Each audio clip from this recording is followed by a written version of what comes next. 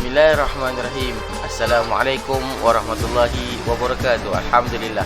Hari ini hari Rabu bersamaan 16 hari bulan 6 2021, kita dapat bersama-sama lagi dalam kelas kemahiran Al-Quran bersama saya, Ustaz Muaz.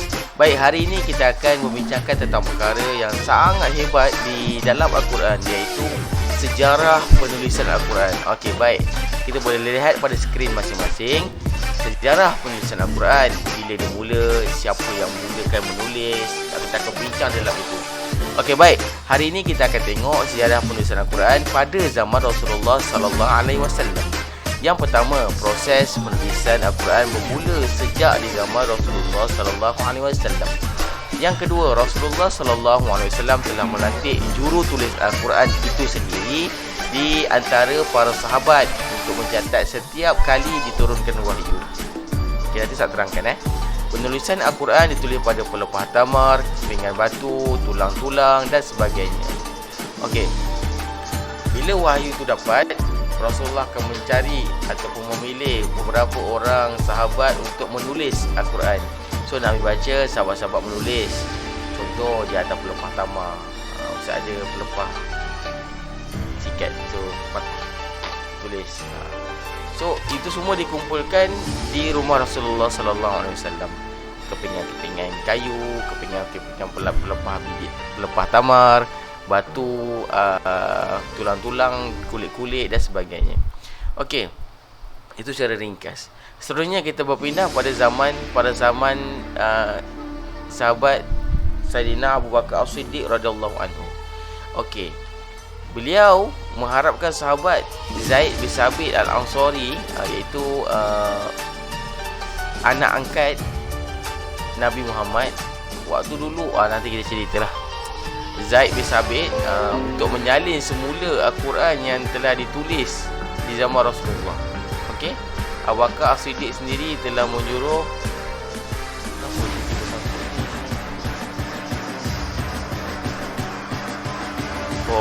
sekejap, kita menanti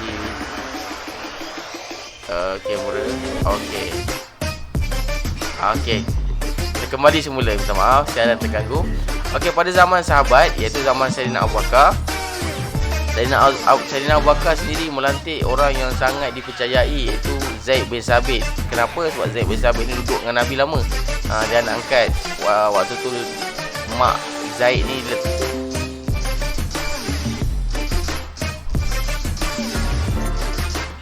sebagai hamba, tapi Nabi jadikan dia sebagai anak angkat. Ada kisah dia menarik lah. So Zaid bin Sabit ni selalu bersama Rasulullah, selalu dengan Nabi. So Zaid bin Sabit tahu macam mana nak menuliskan. Okey, penulisan tersebut dikumpulkan dalam bentuk mushaf. Okey. Seterusnya, ini banyak sikit.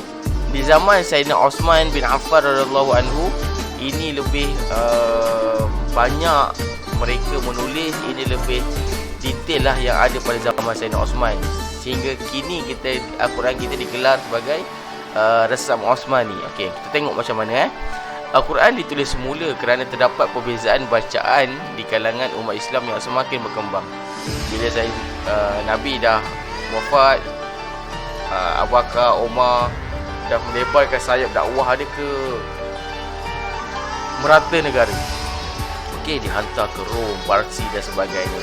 Di keliling tanah-tanah Arab tu semua dah masuk Islam, insya-Allah kan. So banyak, bila orang ramai masuk Islam, so banyak dialek, so cara baca pun berbeza. Penulisan dia orang dapat sebagainya kan. So baca pun berbeza. So apa nak jadi? Benda ni sehingga ada yang kaum-kaum yang kompetikan kan, aku yang baca lebih betul, aku yang lebih baca lebih betul lah, sampai takut timbul pergaduhan atau peperangan. So Sayyidina Osman pun dia ambil langkah-langkah yang drastik lah untuk satukan penulisan dan sebagainya. Tengok. Yang kedua, Sayyidina Osman buat apa? Membentuk jawatan kuasa penulisan Al-Quran yang diketuai oleh Zaid bin Sabit Al-Ansari. Nampak? Okey. Abu Bakar yang percaya siapa?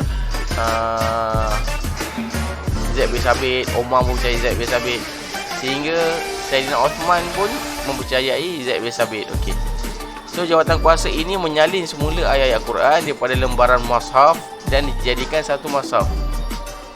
Okey, faham? Menyalin semula ayat Quran daripada lembaran-lembaran mushaf. Mushaf tu lembaran-lembaran kertas-kertas tu disalin semula dijadikan satu mushaf. Dijadikan Al-Quran lah mushaf. Al-Quran mushaf, helaian tu kita panggil lembaran. Okey. Tulisannya berdasarkan bacaan para qurra dan mengikut bahasa Quraisy. Okey. Tulisan dia diperhalusi, diperbaiki dalam bentuk bahasa orang Arab Quraisy. Okey. Terdapat 6 naskah, kemudian disalin semula kepada satu naskah dan disimpan oleh Sayyidina Osman bin Affan. Okey. Ni kena clear. Ada 6, kemudian disalin semula kepada satu, disimpan oleh Sayyidina Osman. Dan selebihnya dikirim ke Mekah Mukarramah, Kufah, Basrah dan Madinah. Lembaran-lembaran asal dikumpulkan dan dibakar oleh Sayyidina Osman AS. Kenapa? Kerana tak nak ada nanti orang akan ambil, orang kirim baca macam ni, tak. So yang asal tak ada, tapi yang asal tu telah disalin sebagai satu mushaf. Okey. So kita recap balik. Di zaman Rasulullah sallallahu alaihi wasallam ada 3 peringkat.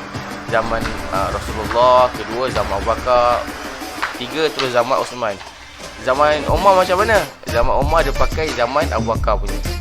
Dan secara tak langsung, okey, kita kembali dulu kepada zaman ke zaman Rasulullah.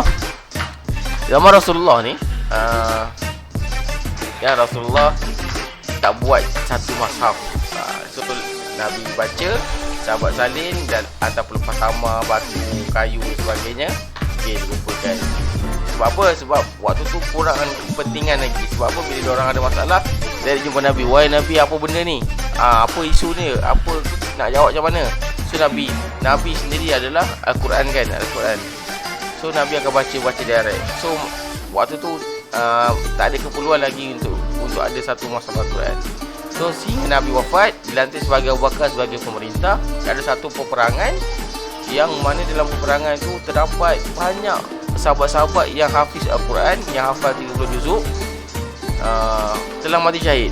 Benda ini menimbulkan kerisauan kepada Sayyidina Umar. Sayyidina Umar pun, wahai Abu Bakar, Umar waktu ni belum khalifah, waktu ni zaman khalifah Abu Bakar. Umar kata, wahai khalifah Abu Bakar, sekarang ni ramai sahabat kita dah meninggal, kan? Macam mana yang meninggal tu pun ramai hafiz syuhada. So bila berlaku lagi macam ni, aku takut hilangnya para hafiz dan hilangnya Quran dekat bumi Mekah ni, dekat bumi Madinah. Abu Bakar kata, aku takkan buat apa yang Nabi buat. Aku takkan buat apa yang Nabi tak buat. Lepas tu dipujuk, dapat ilham dan sebagainya. Okey, diterima cadangan Sayyidina Umar untuk dijadikan satu mushaf. Sebab itulah zaman Abu Bakar ni, so Zaid disabit untuk salin balik, jadikan. Dan benda ni juga dipakai oleh zaman Sayyidina Umar. Tetapi zaman Abu Bakar dan zaman Umar, dakwah sangat berkembang pesat, sehingga kan ini yang terjadi, iaitu orang klaim bacaan dia betul, tulisan Al-Quran dia betul dan sebagainya. Osman pun bertindak, buat satu jawatan kuasa Al-Quran, diketuai oleh Zaid bin Sabit sendiri untuk menulis. Ambil lembaran-lembaran itu, mereka jadikan satu mushaf. Yang asal-asal tu dibakar, yang satu tu original lah. Okay, original lah, salin semua original lah kan. So ada 6 lagi, so disebarkan ke negara-negara yang banyak Muslim lah waktu tu, iaitu Mekah sendiri, Kufah, Basrah dan Madinah. Okey, itu sahaja daripada Ustaz. Harap faham. Ada 3 peringkat penulisan Al-Quran. Yang pertama, zaman Rasulullah tak begitu berkembang pesat sebab Rasulullah dah ada sendiri kan. So apa yang terjadi, Nabi baca, ketika dapat wahyu Nabi baca, sahabat salin dan ataupun lepas tamar, batu bata, kulit binatang, tulang-tulang dan sebagainya. Zaman Abu Bakar yang kedua, berlaku satu peperangan, sehingga ramai yang mati syahid. Timbul satu idea baru untuk dijadikan mushaf, untuk dikumpulkan mushaf. Okey, maka terjadilah benda itu. Dan yang ketiga, peringkat penulisan Al-Quran ialah ketika di zaman Sayyidina Osman AS. Okey, waktu ni jawatan kuasa Al-Quran yang ditubuhkan, disemak, dikaji, tulisan sebagai tulisan Arab Qura dan sebagainya. Baru dia hantar balik ke negara-negara lain. Okey, itu saja aku qauli hadza wa astaghfirullahal azim li wa lakum wa li sa'iril muslimin wal muslimat fastaghfiruh innahu huwal ghafurur rahim. Okey. Kehadiran kamu dinilai hari ini sebagai macam mana? Tulis nama kat komen. Ustaz, saya contoh saya siapa? Akil 2KA. Kita komen kat bawah YouTube ni, tahu? Okey, kehadiran kamu dikira sebagai komen. Dengar sampai habis baru komen. Okey. Assalamualaikum warahmatullahi wabarakatuh.